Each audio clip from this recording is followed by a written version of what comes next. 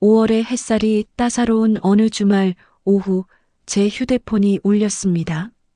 발신자는 아들 민준이었습니다. 평일 낮에 전화하는 일이 드문 아이라 왠지 심상치 않은 기분이 들었습니다. 엄마, 지금 시간 괜찮으세요? 그럼 무슨 일이니? 엄마, 저희 집으로 좀 와주실 수 있으세요? 엄마랑 같이 얘기할 게 있어서요. 목소리에 묘한 떨림이 섞여 있었습니다. 기쁨인지 긴장인지 알 수 없는 그 미묘한 감정이 전화선을 타고 전해졌습니다. 저는 가슴이 두근거리기 시작했습니다. 혹시? 1시간 후 저는 강남에 있는 아들 내외의 아파트 앞에 서 있었습니다. 문을 열고 나온 며느리 수진의 얼굴에는 억지로 지은 듯한 미소가 걸려 있었습니다. 어머니, 어서 오세요. 거실로 들어서자 민준이가 소파에서 일어났습니다. 평소와 달리 정장 차림이 아닌 편한 복장이었습니다. 회사는 어떻게 된 것일까 하는 의문이 들었지만 곧 그보다 더 큰 소식이 저를 기다리고 있었습니다. 엄마 앉으세요. 좋은 소식이 있어요. 민준이의 손이 수진의 손을 꼭 잡았습니다. 두 사람의 눈빛이 마주쳤고 수진이 조심스럽게 입을 열었습니다. 어머니, 제가 임신했어요. 그 한마디에 세상이 환해지는 것 같았습니다. 결혼한 지 3년 저는 그토록 손주를 기다려왔습니다. 친구들이 손주 자랑을 할 때마다 부러워하던 제게 드디어 기회가 온 것입니다. 정말이니? 정말? 저는 벌떡 일어나 수진의 손을 잡았습니다. 수진은 고개를 끄덕이며 배를 쓸어내렸습니다. 네, 어머니. 아직 초기라서 조심해야 해요. 병원에서 8주라고 하더라고요. 아이고, 우리 며느리 고생이 많겠구나. 몸조리 잘해야 해. 필요한 거 있으면 뭐든지 말해. 감사합니다, 어머니. 그날 저는 구름 위를 걷는 기분으로 집에 돌아왔습니다. 드디어 할머니가 된다는 사실이 믿기지 않았습니다. 평생 한의원을 운영하며 일만 하다가 남편과 사별한 후 외롭게 살아온 제게 손주라니. 이보다 더 큰 선물이 어디 있겠습니까? 다음 날부터 저는 임산부에게 좋다는 음식을 찾아 시장을 헤매고 다녔습니다. 한약 재상에서 좋은 약재를 골라 임신부용 보약을 지어 아들 집으로 보냈습니다. 며느리가 좋아할 만한 과일도 한 상자 가득 담아서 보냈습니다. 하지만 시간이 지나면서 조금씩 이상한 점들이 눈에 띄기 시작했습니다. 어느 날 저녁 민준에게서 전화가 왔습니다. 엄마, 수진이가 입덧이 너무 심해서 회사를 그만뒀어요. 벌써? 아직 3개월도 안 됐는데? 입덧이 정말 심각해요. 아침마다 화장실에서 나오지를 못해요. 이러다 탈수 올 것 같아서 제가 회사도 좀 쉬려고요. 제 상식으로는 이해가 되지 않았습니다. 물론 입덧이 심한 사람도 있다고 들었지만 회사를 그만둘 정도라니. 하지만 제가 뭘 안다고 임산부에게 이래라 저래라 할 수 있겠습니까? 그래, 알았다. 수진이 몸이 제일 중요하지. 내가 가서 돌봐줄까? 아니에요, 엄마. 괜찮아요. 제가 잘 챙길게요. 그 후로도 이상한 일들이 계속되었습니다. 제가 아들 집에 들를 때마다 수진은 항상 침대에 누워 있었습니다. 얼굴은 창백했고 말수도 적었습니다. 어머니, 죄송해요.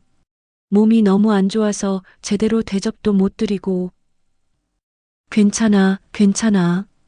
내가 편한 게 제일 중요하지. 하지만 뭔가 석연치 않았습니다. 임신부가 힘들어하는 것은 당연한 일이지만 수진의 모습은 지나치게 과장된 것처럼 느껴졌습니다. 제가 방문할 때마다 침대에서 일어나지도 못하는 사람이 제가 없을 때는 어떻게 생활하는 걸까요? 어느 날 민준이 급하게 저를 불렀습니다. 엄마, 수진이가 배가 아프다고 해요. 병원에 가봐야 할 것 같은데 엄마도 같이 가주실 수 있으세요? 저는 급히 택시를 잡아 타고 병원으로 향했습니다. 응급실에서 수지는 배를 움켜쥐고 신음하고 있었습니다. 의사가 검사를 하고 나서 말했습니다. 임신 상태는 괜찮습니다. 다만 스트레스를 많이 받으신 것 같네요. 절대 안정이 필요합니다. 절대 안정. 그 말을 듣는 순간 제 앞에 놓인 미래가 보이는 것 같았습니다. 앞으로 몇 달간 며느리를 돌봐야 한다는 것을. 하지만 손주를 위해서라면 무엇이든 할 수 있었습니다. 집으로 돌아온 후 민준이 조심스럽게 말을 꺼냈습니다. 엄마, 수진이를 좀 도와주실 수 있으세요? 제가 회사 일 때문에 계속 집에만 있을 수가 없어서요. 그래, 알았다. 내가 며칠간 너희 집에서 지내며 수진이 돌봐줄게. 그렇게 저는 아들 집에서 생활하기 시작했습니다. 처음에는 며칠만 도와주려고 했지만 시간이 지날수록 그 며칠이 일주일이 되고 한 달이 되었습니다. 수지는 거의 모든 것을 제게 의지했습니다. 식사 준비는 물론이고 약 챙기기, 심지어 물 한 잔도 제가 가져다 주어야 했습니다. 어머니, 물 좀 주세요. 어머니, 베개 좀 높여주세요. 어머니, 에어컨 온도 좀 낮춰주세요. 하루에도 수십 번씩 불리는 어머니라는 호칭이 점점 무거워졌습니다. 하지만 저는 참았습니다. 임신은 힘든 일이니까. 제 손주를 품고 있는 며느리니까. 그런데 어느 날 작은 의문이 생겼습니다. 제가 잠깐 마트에 다녀온 사이 수진이 거실 소파에 앉아 텔레비전을 보고 있었던 것입니다. 제가 문을 열고 들어서자 수지는 황급히 침대로 뛰어가는 것처럼 보였습니다. 어머니, 벌써 오셨어요? 응, 생각보다 빨리 끝나서. 괜찮아? 소파에 앉아 있었니? 아, 네. 잠깐 기분 전환하려고요. 하루 종일 누워 있으니까 답답해서요. 그 말은 일리가 있었습니다. 하지만 왜인지 찜찜한 기분이 들었습니다. 뛰어가는 모습이 임신부치고는 너무 가벼워 보였기 때문입니다. 저는 그 의심을 떨쳐내려 애썼습니다. 제가 너무 예민한 것이라고 며느리를 의심하는 나쁜 시어머니가 되어서는 안 된다고 스스로를 다독였습니다. 하지만 씨앗은 이미 뿌려진 후였습니다. 작은 의심이 제 마음속에 자리 잡기 시작했습니다. 며느리를 돌본 지 한 달이 넘어가면서 저는 점점 지쳐갔습니다. 68배 나이에 밤낮으로 임산부를 돌보는 일은 생각보다 훨씬 힘들었습니다. 아침 일찍 일어나 수진이의 아침 식사를 준비하고 하루 종일 그녀의 시중을 들었습니다. 밤에는 수진이 배가 불편하다며 자주 깨워서 제대로 잠을 잘 수도 없었습니다. 무엇보다 힘든 것은 수진의 태도였습니다. 처음에는 미안해하고 고마워하더니 시간이 지날수록 모든 것을 당연하게 여기는 것 같았습니다. 어머니, 오늘 저녁은 뭐예요? 어제 먹은 미역국은 별로였어요. 오늘은 다른 걸로 해주세요. 어머니, 방 청소 좀 해주세요. 먼지가 쌓인 것 같아요. 어머니, 제 발 좀 주물러 주세요. 부기가 너무 심해요. 불평은 늘어났고 감사 인사는 줄어들었습니다. 저는 며느리가 아니라 고용된 가정부가 된 기분이었습니다. 어느 날 저는 민준에게 조심스럽게 말했습니다. 민준아, 엄마가 너무 힘들구나. 수진이를 돌보는 건 좋은데 가끔은 엄마도 쉬어야 할 것 같아. 엄마, 조금만 더 참아주세요. 수진이가 안정기에 접어들면 괜찮아질 거예요. 그래도 엄마, 제발요. 수진이한테는 엄마밖에 없어요. 제가 회사 다녀야 하잖아요. 아들의 애원에 저는 더 이상 말을 잇지 못했습니다. 하지만 속으로는 의문이 들었습니다. 정말 수진에게는 저밖에 없을까? 수진의 친정 어머니는 어디 있는 걸까? 며칠 후 그 의문이 풀렸습니다. 제가 부엌에서 설거지를 하고 있을 때 거실에서 수진의 목소리가 들렸습니다. 누군가와 통화를 하고 있었습니다. 엄마, 나 괜찮아. 걱정 마. 응, 시어머니가 잘 챙겨주셔. 엄마는 편히 쉬어. 나는 여기서 잘 지내고 있으니까. 다음 주? 응, 좋아. 그럼 그때 보자. 우리 엄마 레스토랑 가서 맛있는 거 먹자. 저는 설거지하던 손을 멈췄습니다. 수지는 친정 어머니와 다음 주에 외식 약속을 잡고 있었습니다. 절대 안정이 필요하다던 사람이 친정 어머니와는 외식을 할 수 있다는 말입니까? 저는 화가 치밀어 올랐지만 참았습니다. 혹시 제가 잘못 들었을 수도 있고 또 임산부가 기분 전환을 하는 것도 필요할 테니까요. 하지만 다음 주가 되었을 때 제 의심은 확신으로 바뀌었습니다. 어머니, 오늘 제가 친정 엄마 만나러 나갔다 올게요. 그래, 몸은 괜찮아? 밖에 나가도 되겠어? 네, 오늘은 컨디션이 좋아요. 엄마도 오랜만에 보고 싶고요. 수지는 거뜬하게 외출 준비를 했습니다. 화장까지 하고 예쁜 원피스를 입었습니다. 절대 안정이 필요하다던 사람의 모습이라고는 믿기지 않았습니다. 저는 속으로 분노가 끓어올랐습니다. 시어머니 앞에서는 일어나지도 못하는 척하면서 친정 어머니를 만날 때는 멀쩡하다니. 이게 대체 무슨 경우입니까? 하지만 저는 내색하지 않았습니다. 대신 조용히 관찰하기로 했습니다. 수진이 외출한 후 저는 그녀의 방을 살펴보았습니다. 잘못된 일이라는 것을 알았지만 의심을 확인하고 싶었습니다. 서랍을 열어보니 여러 가지 약 봉지들이 나왔습니다. 임신부용 비타민, 엽산제. 그런데 이상한 점이 있었습니다. 약의 양이 거의 줄어들지 않은 것입니다.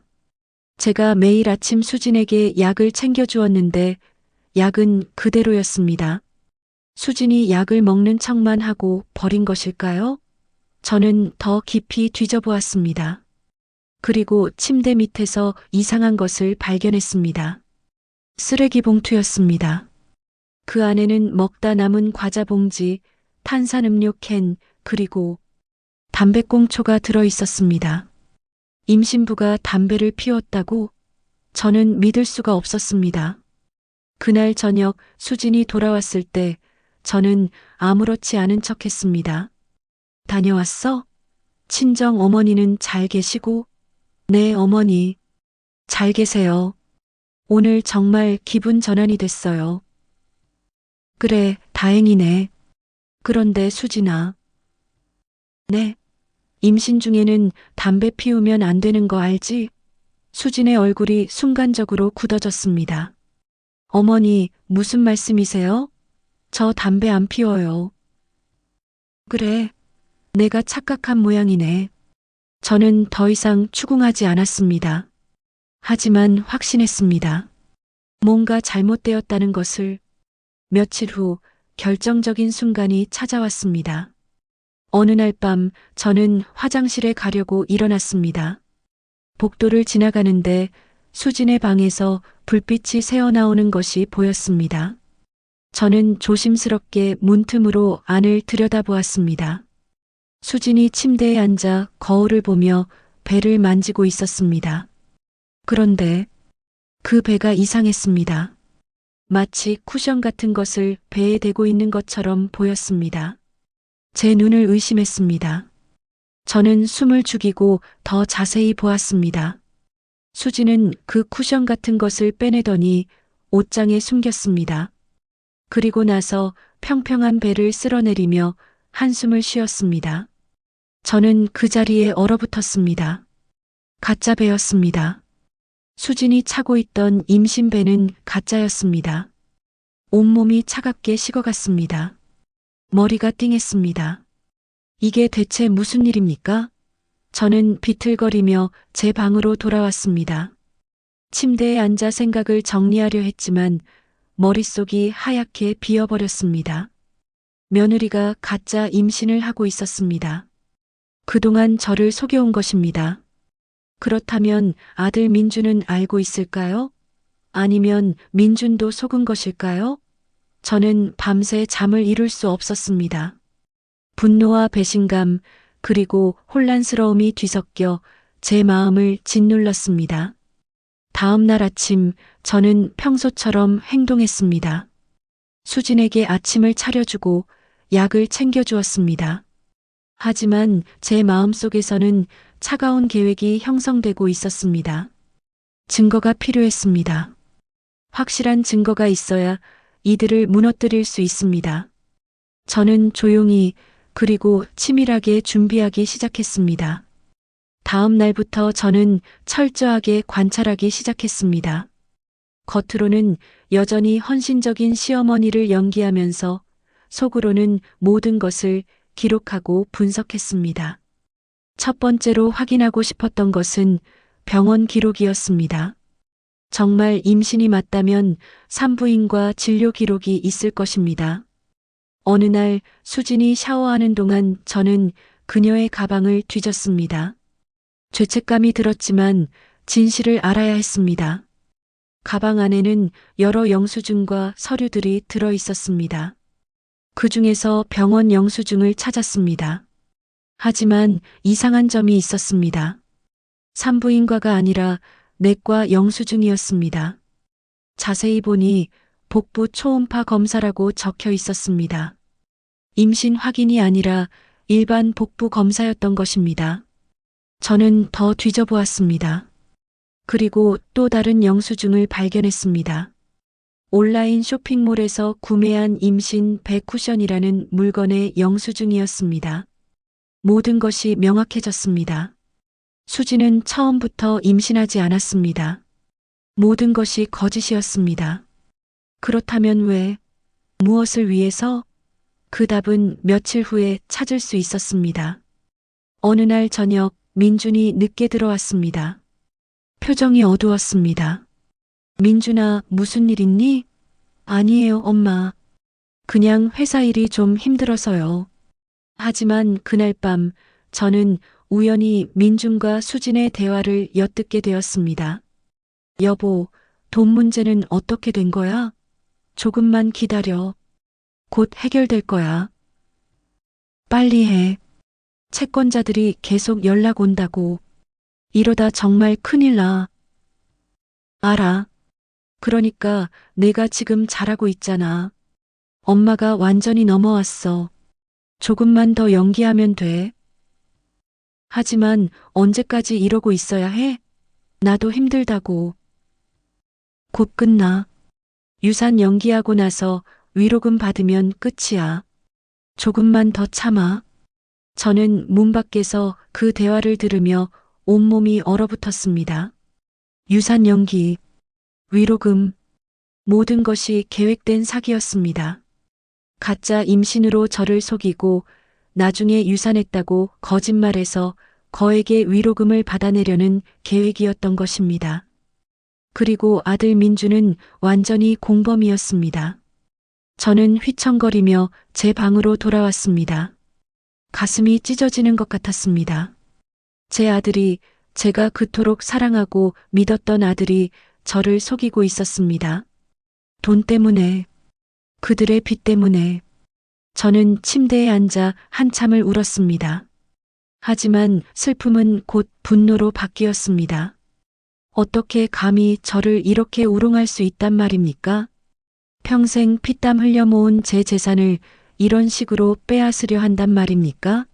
저는 결심했습니다. 이들에게 호되게 당하지 않겠다고. 오히려 제가 이들을 철저하게 응징하겠다고. 다음 날 저는 오랜 친구 박 변호사에게 전화를 걸었습니다. 영희야, 무슨 일이야? 목소리가 심상치 않은데. 선생님, 상담 좀 하고 싶어요. 중요한 일이에요. 저는 박 변호사 사무실로 찾아가 모든 것을 털어놓았습니다. 가짜 임신, 유산 계획, 위로금 사기, 모든 것을. 박 변호사는 심각한 표정으로 제 이야기를 들었습니다. 영희 씨, 이건 명백한 사기예요. 당장 경찰에 신고할 수도 있어요. 아니요, 경찰은 안 돼요. 아무리 그래도 제 아들인데. 그럼 어떻게 하실 건가요? 저는 잠시 생각하다가 말했습니다. 증거를 확보하고 싶어요. 그들이 부인할 수 없는 확실한 증거를요. 그리고 그들이 저에게 한 것처럼 저도 그들을 속이고 싶어요. 박 변호사는 제 눈을 똑바로 쳐다보았습니다. 복수하시겠다는 거군요. 복수가 아니에요. 정의예요. 그들이 잘못을 깨닫게 하고 싶은 거예요. 박 변호사는 고개를 끄덕였습니다. 알겠습니다. 도와드릴게요. 먼저 증거 확보부터 시작합시다. 박 변호사는 저에게 작은 녹음기와 카메라를 건네주었습니다. 이걸로 그들의 대화를 녹음하세요. 그리고 가능하면 가짜배를 사용하는 장면도 찍으세요. 알겠습니다. 그리고 영희 씨, 한 가지 더 조언하자면 감정적으로 행동하지 마세요. 냉정하게 계획적으로 움직여야 합니다. 저는 고개를 끄덕였습니다. 다음 날부터 저는 본격적으로 증거를 모으기 시작했습니다. 거실 한쪽에 작은 카메라를 설치했습니다. 시계처럼 생긴 카메라라 아무도 눈치채지 못했습니다. 그리고 밤마다 민준과 수진의 대화를 녹음했습니다. 여보, 언제쯤 유산 연기할 거야? 다음 달쯤? 그때쯤이면 엄마가 완전히 방심하고 있을 거야. 위로금은 얼마나 요구할 거야? 최소 5천만 원은 받아내야지. 우리 빚 갚고 새 시작할 수 있을 만큼. 모든 대화가 녹음되었습니다. 어느 날 밤에는 수진이 가짜배를 착용하는 장면도 촬영했습니다. 증거는 점점 쌓여갔습니다. 한편으로는 저도 연기를 계속했습니다. 더욱 헌신적인 시어머니가 되었습니다. 더 자주 찾아가고 더 많이 돌봐주었습니다. 수진아, 너무 무리하지 마. 엄마가 다 할게. 어머니, 감사합니다. 수진은 여전히 가짜배를 차고 침대에 누워 있었습니다. 저는 그 모습을 보며 속으로 칼을 갈았습니다. 곧 심판의 날이 올 것입니다. 그리고 그날 이들은 자신들이 저지른 죄의 대가를 톡톡히 치르게 될 것입니다. 한 달이 더 지났습니다. 저는 충분한 증거를 모았습니다. 녹음 파일, 영상, 그리고 가짜 임신 용품 구매 내역까지. 이제 마지막 단계만 남았습니다. 박 변호사와 저는 치밀한 계획을 세웠습니다. 그들이 유산 연기를 하기 전에 제가 먼저 공격하기로 했습니다. 영희 씨, 타이밍이 중요해요. 그들이 위로금을 요구하기 직전에 모든 것을 폭로해야 합니다. 알겠습니다. 제가 신호를 보내면 바로 움직여주세요. 어느 날 수진에게서 전화가 왔습니다. 어머니, 오늘 병원에 갔는데 목소리가 떨리고 있었습니다. 왜? 무슨 일이야? 의사 선생님이 아기 심장 박동이 약하다고 조심해야 한대요. 드디어 시작되는구나. 저는 직감했습니다. 그래, 괜찮겠어? 내가 지금 바로 갈게. 저는 서둘러 아들 집으로 향했습니다. 수지는 침대에 누워 울고 있었습니다. 어머니, 제가 조심하지 못해서 아기가 괜찮아, 괜찮아. 아기는 강할 거야. 우리 손주는 튼튼할 거야. 저는 수진을 위로하며 속으로 비웃었습니다. 이 완벽한 연기를 보세요.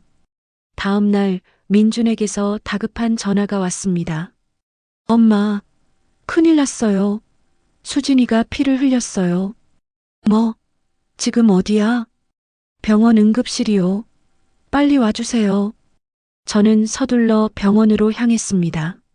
하지만 제 마음은 평온했습니다. 모든 것이 예상대로 흘러가고 있었으니까요.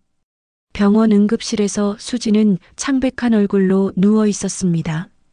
민주는 그 옆에서 수진의 손을 잡고 있었습니다. 어머니, 죄송해요. 제가 아기를 수지는 눈물을 흘리며 말했습니다. 잠시 후 의사가 나왔습니다. 보호자분이십니까? 네, 제가 시어머니입니다. 유산되셨습니다. 안타깝지만 의사의 말에 민준이 무너지듯 주저앉았습니다. 어떻게 이럴 수가. 우리 아기가. 저는 그 모습을 조용히 지켜보았습니다. 완벽한 연기였습니다. 하지만 저는 알고 있습니다. 이 모든 것이 거짓이라는 것을. 병원에서 나온 후 민준이 조심스럽게 말했습니다. 엄마, 수진이가 너무 힘들어해요. 산후조리원에 보내주면 안 될까요? 드디어 본론이 나왔습니다. 산후조리원? 유산했는데? 그래도 몸조리는 해야 하잖아요. 좋은 곳으로 보내주고 싶어요. 얼마나 하는데? 한 달에 1,000만 원 정도요. 저는 숨을 깊이 들이마셨습니다. 1,000만 원. 시작에 불과할 것입니다. 알았다. 엄마가 알아볼게. 감사합니다, 엄마.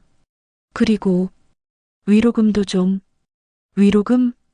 네, 수진이가 너무 힘들어해서 여행이라도 보내주고 싶어요. 기분 전환할 수 있게. 얼마나 필요한데? 5,000만 원 정도면. 드디어 본색을 드러냈습니다. 저는 고개를 끄덕였습니다. 알았다. 준비해 볼게. 정말요? 감사합니다, 엄마. 민주는 기뻐하며 저를 안았습니다. 하지만 저는 그 품에서 아무런 온기도 느낄 수 없었습니다. 다음 날 저는 박 변호사에게 연락했습니다. 이제 때가 됐습니다. 내일 실행하죠. 알겠습니다. 준비 다 됐어요. 저는 민준에게 전화를 걸었습니다. 민준아, 내일 저녁에 우리 집으로 와라. 수진이랑 같이 이야기할 게 있다. 무슨 이야기요? 돈 이야기지. 내가 원하는 거. 알겠습니다, 엄마. 민준의 목소리에는 기대감이 가득했습니다. 다음 날 저녁 민준과 수진이 제 집에 왔습니다.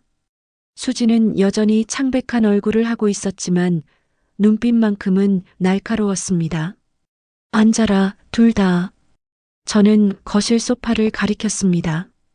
엄마, 그래서 저희한테 해주실 말씀이. 기다려. 손님이 한 분 더 오기로 했다. 손님이요? 그때 초인종이 울렸습니다. 저는 문을 열었습니다. 박 변호사가 서 있었습니다. 안녕하세요. 박 변호사입니다. 박 변호사가 들어오자 민준과 수진의 표정이 굳어졌습니다. 엄마, 이게 무슨. 조용히 해. 이제부터 내가 할 말을 잘 들어. 저는 테이블 위에 서류 뭉치를 올려놓았습니다. 이게 뭔지 아니? 민준과 수진은 서류를 보며 얼굴이 하얗게 질렸습니다. 이건 너희들의 대화를 녹음한 파일에 문서화한 거다. 그리고 이건 수진이가 가짜 배를 차고 있는 영상의 캡처 사진들이고. 엄마, 이게. 입 닫혀. 아직 끝나지 않았어. 저는 또 다른 서류를 꺼냈습니다. 이건 수진이가 온라인에서 구매한 임신 배쿠션의 구매 내역이고, 이건 병원 영수증인데 산부인과가 아니라 내과 영수증이지. 수진은 말없이 고개를 숙였습니다. 그리고 이건 너희들이 채무자로 등록되어 있다는 신용정보 조회 결과야. 모든 증거가 테이블 위에 펼쳐졌습니다. 엄마, 저희가. 변명하지 마. 다 알고 있어. 너희가 빚 때문에 이 모든 거짓말을 꾸민 거, 나를 속이고 내 돈을 빼앗으려고 한 거, 다 알아. 거실에 무거운 침묵이 흘렀습니다. 박 변호사가 입을 열었습니다. 김민준 씨, 박수진 씨, 두 분은 사기죄로 형사 고소될 수 있습니다. 지금이라도 잘못을 인정하고 합의를 보시는 게 좋을 겁니다. 합의요? 네. 김영희 여사님께서 마지막 기회를 주시겠답니다. 민준과 수진은 서로를 바라보았습니다. 어떤 합의입니까? 간단합니다. 너희 둘이 이혼하고 민준이는 내 아들 자격을 포기해. 그리고 다시는 내 앞에 나타나지 마. 엄마, 그건 너무, 내가 나한테 한 짓에 비하면 아무것도 아니야. 저는 소리쳤습니다. 넌 내 아들이 아니다. 돈 때문에 어미를 속이는 놈은 내 아들이 아니야. 민주는 고개를 떨구었습니다. 선택해. 합의하고 조용히 사라질 것이냐, 아니면 경찰서에 가서 조사받을 것이냐. 긴 침묵이 흘렀습니다. 마침내 민준이 입을 열었습니다. 합의하겠습니다. 합의서에 서명이 끝난 후 저는 그들에게 한 달의 시간을 주었습니다. 그동안 이혼 절차를 마무리하고 각자의 길을 찾으라고. 하지만 일은 제 예상대로 흘러가지 않았습니다. 며칠 후 수진의 친정 어머니에게서 전화가 왔습니다. 여보세요? 김영애 씨시죠? 네, 그런데요. 저 수진이 어머니예요. 우리 딸한테 왜 그러시는 겁니까? 목소리가 날카로웠습니다. 무슨 말씀이신지. 우리 딸이 무슨 잘못을 했다고 이혼하라고 협박하는 겁니까? 임신 못한 게 죄예요? 저는 어이가 없었습니다. 수진이 자기 어머니에게도 거짓말을 한 모양이었습니다. 부인, 제대로 된 이야기를 들으시고 전화하세요. 따님이 가짜 임신으로 저를 속인 겁니다. 거짓말 마세요. 우리 딸이 왜 그런 짓을 해요? 증거가 다 있습니다. 필요하시면 보여드릴 수도 있어요. 당신 같은 사람 때문에 우리 딸이 얼마나 고생했는데 소송할 겁니다. 각오하세요. 전화는 일방적으로 끊겼습니다. 저는 한숨을 쉬었습니다. 이제 또 다른 싸움이 시작되는 모양이었습니다. 다음 날 정말로 수진의 어머니가 변호사를 대동하고 찾아왔습니다. 김영애 씨, 우리 딸을 괴롭힌 것에 대해 사과하십시오. 사과는 수진이가 해야 할 일입니다. 저를 속인 것에 대해서 무슨 증거가 있어서 그러는 겁니까? 저는 박 변호사에게 눈짓을 보냈습니다. 박 변호사는 준비한 자료를 꺼내 보여주었습니다. 녹음 파일, 영상, 구매 내역. 모든 증거를 보여주자 수진 어머니의 얼굴이 창백해졌습니다. 이게 정말입니까? 네, 모두 사실입니다. 수진 어머니는 자리에 주저앉았습니다. 우리 딸이 어떻게... 죄송합니다만 따님이 저에게 한 행동은 명백한 사기입니다. 형사고소도 가능한 사안입니다. 수진 어머니는 한참을 말없이 앉아 있다가 결국 일어났습니다. 제가 딸을 데려가겠습니다. 그리고 다시는 이런 일이 없도록 하겠습니다. 그렇게 해주시면 감사하겠습니다. 수진 어머니가 떠난 후 저는 가슴이 답답했습니다. 이렇게까지 해야 했을까? 하지만 곧 마음을 다잡았습니다.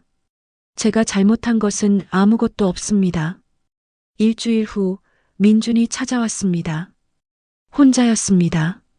엄마, 무슨 일이야? 수진이랑 이혼했어요. 그래. 엄마, 정말 죄송해요.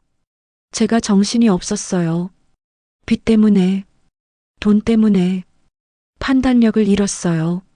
민주는 눈물을 흘리며 무릎을 꿇었습니다. 제발 용서해 주세요. 저 정말 잘못했어요. 저는 민준을 내려다보았습니다. 제 아들이 이렇게 무너진 모습을 보니 가슴이 아팠습니다. 하지만 동시에 분노도 느껴졌습니다. 민준아, 네 엄마. 넌 언제부터 돈 때문에 사람을 속이는 인간이 됐니? 죄송합니다. 내가 널 그렇게 키웠니? 어려운 일이 있으면 어미한테 솔직하게 말하라고 가르치지 않았니? 제가 부끄러워서 엄마한테 빚진 것을 말할 수가 없었어요. 그래서 거짓말로 속이는 게 낫다고 생각했어? 민주는 대답하지 못했습니다. 저는 한숨을 쉬었습니다. 민준아, 나는 내가 너무 실망스럽다. 내 아들이 이런 사람일 줄은 몰랐어. 엄마. 하지만 그래도 넌 내 아들이야. 마지막으로 한 번만 더 기회를 줄게. 민준이 고개를 들었습니다. 정말요? 내 빚, 내가 갚아줄게. 대신 조건이 있어. 무슨 조건이든 다 들을게요. 첫째, 다시는 거짓말하지 마. 둘째, 제대로 된 직장을 구해서 성실하게 살아. 셋째, 1년 동안은 내 앞에 나타나지 마. 내 스스로 변할 시간을 가져. 알겠습니다, 엄마. 꼭 그렇게 할게요. 그리고 마지막으로, 네. 다시는 이런 일이 있으면 그땐 정말로 인연을 끊는다. 알아들었지? 네, 엄마. 정말 죄송합니다. 민주는 다시 한번 깊이 고개를 숙였습니다. 그날 이후 민주는 정말로 제 앞에 나타나지 않았습니다. 가끔 문자로 안부를 전할 뿐이었습니다. 저는 그 시간 동안 제 삶을 돌아보았습니다. 그리고 깨달았습니다. 저도 변해야 한다는 것을. 너무 아들에게만 집착했던 것은 아닐까? 제 인생을 아들을 위해서만 살았던 것은 아닐까? 이제는 저를 위해 살아야 할 때였습니다. 민준이 떠난 후 제 삶에는 큰 변화가 찾아왔습니다. 처음에는 적응하기 힘들었습니다. 평생을 아들을 중심으로 살아왔는데 갑자기 혼자가 되니 허전함이 컸습니다. 하지만 시간이 지나면서 그 허전함은 자유로움으로 바뀌었습니다.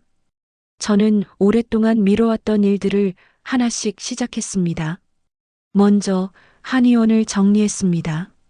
30년 넘게 운영해온 한의원이었지만 이제는 은퇴할 때가 된 것 같았습니다.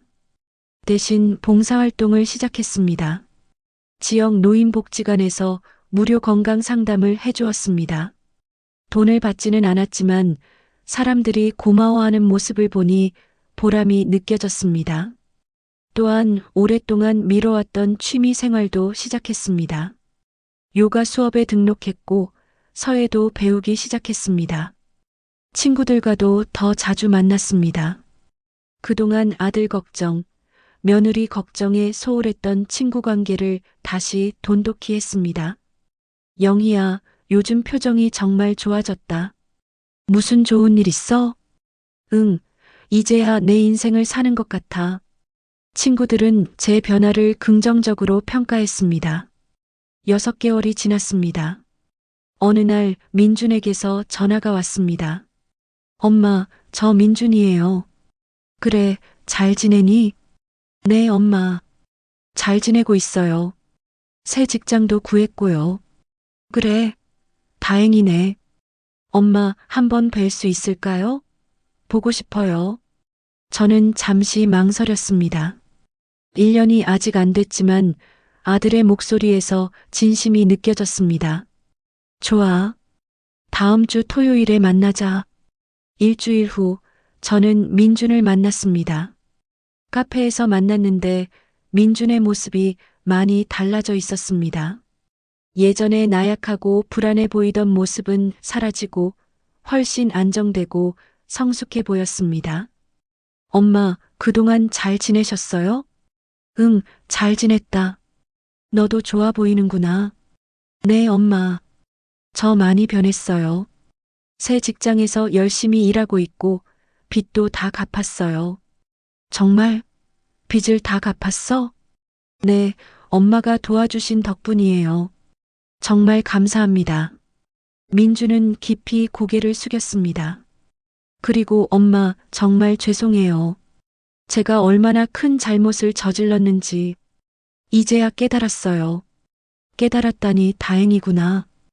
엄마, 앞으로 제대로 된 아들이 되고 싶어요. 다시 기회를 주세요. 저는 민준의 눈을 똑바로 쳐다보았습니다. 그 눈에는 진심이 담겨 있었습니다. 민준아. 네, 엄마. 기회는 이미 주었어. 이제는 내가 증명할 차례야. 행동으로 보여줘. 네, 꼭 그렇게 할게요. 그날 이후 민주는 정말로 달라졌습니다.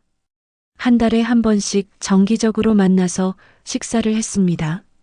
그리고 매주 전화로 안부를 전했습니다. 더 중요한 것은 민준이 제게 의존하지 않고 스스로 문제를 해결하려고 노력한다는 것이었습니다. 1년이 지났습니다. 민준은 회사에서 승진도 했고 새로운 아파트도 구했습니다. 자기 힘으로 모든 것을 이뤄냈습니다. 어느 날 민준이 특별한 제안을 했습니다. 엄마, 다음 달에 제주도 여행 어때요? 제가 모시고 싶어요. 제주도? 네, 엄마 평생 일만 하셨잖아요. 이제 좀 쉬시면서 여행도 다니셔야죠. 저는 민준의 제안을 받아들였습니다. 제주도에서의 3박 4일은 정말 행복했습니다. 민준과 함께 바다를 보고 맛있는 음식을 먹고 한라산도 올랐습니다. 엄마, 행복하세요? 응, 정말 행복하다. 저도 엄마 행복한 모습 보니까 정말 기뻐요. 민주는 진심으로 기뻐하는 것 같았습니다. 여행을 마치고 돌아온 후 저는 확신했습니다. 제 아들이 정말로 변했다는 것을, 그리고 저도 변했습니다. 더 이상 아들에게 집착하지 않고 제 삶을 살아가는 독립적인 여성이 되었습니다. 물론 쉬운 과정은 아니었습니다. 많은 아픔과 배신을 겪어야 했습니다. 하지만 그 과정을 통해 저는 더 강해졌고 더 현명해졌습니다. 이제 저는 알고 있습니다. 진정한 사랑은 집착이 아니라 신뢰라는 것을, 그리고 가족이라는 이름으로 모든 것을 용서해서는 안 된다는 것을, 때로는 단호해야 하고 때로는 거리를 두어야 합니다. 그것이 서로를 위하는 길일 수 있습니다. 2년이 흘렀습니다. 저는 이제 이른을 바라보는 나이가 되었습니다. 하지만 그 어느 때보다 활기차게 살고 있습니다. 한의원을 정리한 후 저는 새로운 프로젝트를 시작했습니다. 지역 복지관에서 노인들을 위한 건강 프로그램을 운영하기 시작한 것입니다. 매주 화요일과 목요일 저는 복지관에 가서 노인들에게 간단한 한방 건강법을 가르쳐 줍니다. 침을 놓는 방법, 지압하는 방법, 건강에 좋은 약초 이야기 등등. 선생님, 덕분에 무릎 통증이 많이 나아졌어요. 선생님, 다음 주에는 또 뭘 배우나요? 노인들의 감사 인사를 들을 때마다 제 마음도 따뜻해집니다. 돈을 벌지는 못하지만 이보다 더 큰 보람을 어디서 찾겠습니까? 또한 저는 여행도 자주 다닙니다. 친구들과 함께 국내 여행을 다니고 때로는 해외여행도 갑니다. 작년에는 친구들과 함께 일본 교토를 다녀왔고 올해는 유럽 여행을 계획하고 있습니다. 영희야, 너 요즘 정말 젊어졌다. 비결이 뭐야? 비결? 내 인생을 사는 거지, 뭐. 친구들은 제 변화를 놀라워합니다. 민준과의 관계도 많이 좋아졌습니다. 이제 민준은 완전히 독립적인 성인이 되었습니다. 자기 힘으로 생활하고 저에게 의존하지 않습니다. 가끔 만나서 식사를 하거나 차를 마시지만 예전처럼 끈적끈적한 관계는 아닙니다. 건강한 거리를 유지하면서도 서로를 아끼는 관계입니다. 어느 날 민준이 특별한 소식을 전해왔습니다. 엄마, 제가 여자친구가 생겼어요. 그래, 좋은 사람이니? 네, 정말 좋은 사람이에요. 회사 동료인데 성실하고 착해요. 그럼 다행이네. 이번에는 제대로 된 사람을 만난 것 같구나. 네, 엄마. 이번에는 정말 신중하게 생각하고 있어요. 민준의 목소리에서 진지함이 느껴졌습니다. 몇 달 후 민준이 여자친구를 소개시켜 주었습니다. 어머니, 안녕하세요. 저는 지민이라고 합니다. 지민은 밝고 솔직해 보이는 여성이었습니다. 저는 그녀와 대화를 나누며 느꼈습니다. 이번에는 다르다는 것을. 지민은 수진처럼 계산적이지 않았습니다. 진심으로 민준을 아끼는 것이 느껴졌습니다. 어머니, 저는 민준 씨의 과거에 대해 다 알고 있어요. 그래. 네, 민준 씨가 솔직하게 다 말해주셨어요. 어려운 시기를 겪었지만 그것을 극복하고 더 나은 사람이 되려고 노력하는 모습이 멋있어요. 지민의 말에서 진심이 느껴졌습니다. 지민 씨, 우리 민준이 잘 부탁해요. 네, 어머니. 제가 잘 챙길게요. 그날 저녁 민준이 저를 집까지 바래다 주었습니다. 엄마, 지민이 어때요? 좋은 사람 같더구나. 이번에는 잘 됐으면 좋겠다. 네, 저도 그래요. 엄마, 정말 감사해요. 뭐가 고마워? 저를 포기하지 않으셨잖아요. 그때 엄마가 단호하게 대하지 않으셨다면 저 지금도 변하지 못했을 거예요. 민준의 말에 저는 가슴이 뭉클했습니다. 민준아, 엄마는 내가 잘 되길 바라는 마음뿐이었어. 그래서 때로는 엄하게 대할 수밖에 없었던 거야. 알아요, 엄마. 이제는 다 이해해요. 민준은 저를 꼭 안아주었습니다. 1년 후 민준과 지민이 결혼했습니다. 이번 결혼식은 예전과 많이 달랐습니다. 화려하지 않았지만 진심이 담겨 있었습니다. 어머니, 저희 잘 살게요. 지민이 제 손을 잡으며 말했습니다. 그래, 서로 아끼면서 살아라. 힘든 일이 있으면 솔직하게 이야기하고. 네, 어머니. 결혼식이 끝나고 저는 혼자 집으로 돌아왔습니다. 텅 빈 집이었지만 외롭지 않았습니다. 오히려 평온했습니다.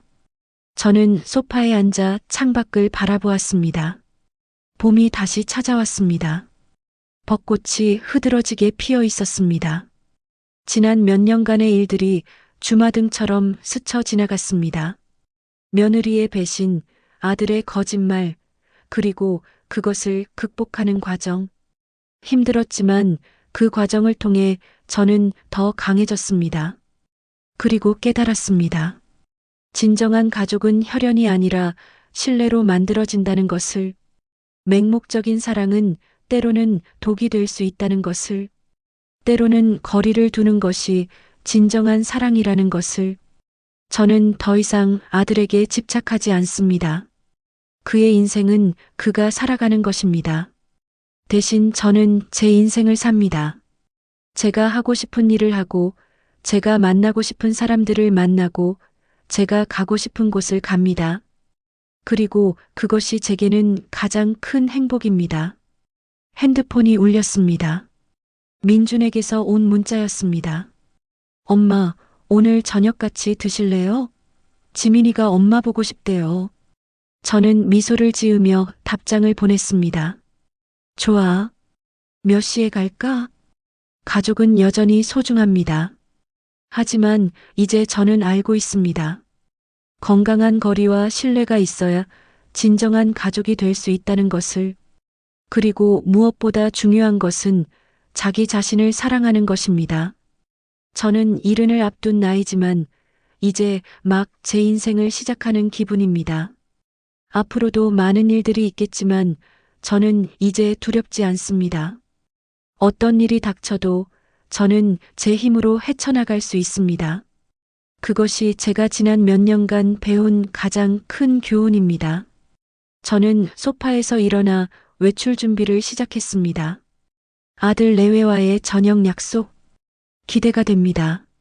하지만 그것은 제 하루의 일부일 뿐입니다. 내일은 또 복지관에서 봉사활동이 있고 다음 주에는 친구들과 여행을 갑니다. 제 인생은 이제 막 시작되었습니다.